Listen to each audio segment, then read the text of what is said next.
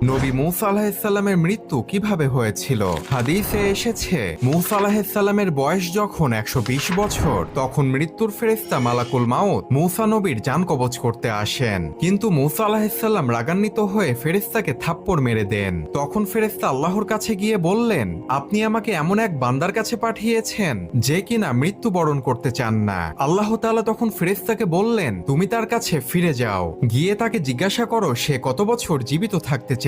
সে যেন তার একটি হাত একটি গরুর পিঠের ওপরে রাখেন। তার হাতে যতগুলো পশম উঠবে প্রতি পশমের বদলে তাকে 1 বছর করে জীবন দেওয়া হবে। ফেরেশতা তখন মূসা নবীর কাছে এসে আল্লাহর এই সংবাদ তাকে জানালেন। মূসা আলাইহিসসালাম তখন ফেরেশতাকে জিজ্ঞাসা করলেন, হে মালাকুল মাউত, এই বছরগুলো অতিবাহিত হবার পর আমার কি হবে? তখন ফেরেশতা উত্তরে বললেন, তারপর আপনার মৃত্যু হবে।